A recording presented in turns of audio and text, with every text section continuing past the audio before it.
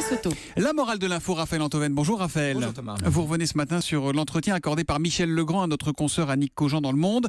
Entretien dans lequel le grand compositeur raconte notamment de quelle manière il a guéri sa propre angoisse de la mort. Mais oui, un jour, Michel Legrand, figurez-vous, a découvert qu'il allait mourir. Alors c'est terrible et c'est pas complètement un scoop, il n'est pas complètement le seul. Bien sûr qu'il est le seul, Thomas. Tout homme est seul devant la mort. On peut passer le bac à ma place, on peut présenter la matinale à ma place, on peut faire la morale de l'info à ma place. Mais personne ne va ni ne peut mourir à ma place. In fine, ça finit comme ça.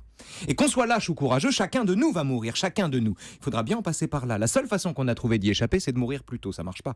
Voilà ce que Michel Legrand a entrevu. L'abîme. Et comment a-t-il survécu à la découverte de sa propre mort? Eh bien, il a lu, dit-il. Il a fait des expériences. Il a rencontré des médiums et des guérisseurs. Il s'est souvenu que Victor Hugo lui-même aimait à faire tourner les tables. Et il a acquis la conviction que, citation, la mort n'est pas la fin, la vie continue après, autrement. Donc on ne meurt pas quand on meurt. Oui, en fait, face à la mort, l'Occident propose deux stratégies.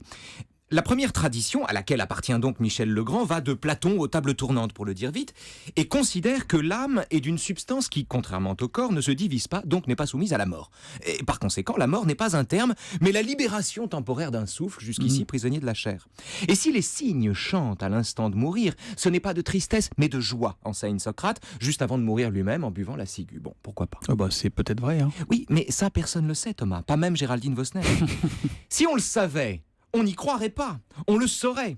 Socrate lui-même reconnaît avant de mourir avoir un doute à ce sujet. Ce qui est certain en revanche, c'est que la négation de la mort permet de survivre à l'idée de la mort. Puisque l'idée que la vie s'achève est insupportable, on fait passer son terme pour un recommencement et la sortie de la vie pour une entrée dans l'au-delà. Bref, dit Proust, le désir est bien fort, il engendre la croyance. Bon, alors quelle est l'autre stratégie entre guillemets ? L'autre stratégie part du principe que personne n'est plus hanté par la mort que celui qui passe sa vie à fuir l'idée de la mort. Et qu'à l'image des débauchés qui se réfugient dans la piété quand leur corps les lâche, une vie passée à se divertir pour culminer dans le déni de la mort au profit d'un hypothétique au-delà n'est pas une vie, mais une survie.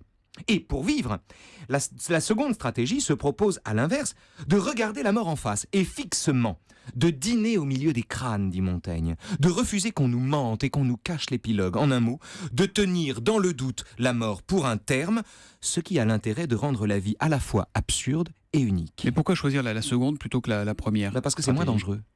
Tout le monde est sûr de mourir, personne n'est certain de vivre après la mort. Et la morale de l'info ? C'est une phrase qui, je crois, de mémoire, est du psychiatre André Green. Je demande que nos auditeurs le vérifient. Ou Géraldine Vosner. Géraldine Vosner, voilà. Géraldine Vosner pourra le vérifier demain. Voilà la phrase.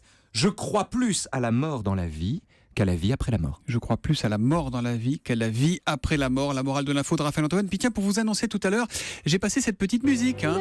Je ne pourrai jamais vivre sans Parapluie de Cherbourg, je ne pourrai jamais vivre sans toi. Voilà. Et j'ai dit que c'était Catherine Deneuve qui chantait. C'est elle qui chante dans le film. Mais Aurore Mouissier sur Twitter m'a corrigé. Il s'agit de Christiane Legrand, la sœur de Michel Legrand, qui donne sa voix à Deneuve.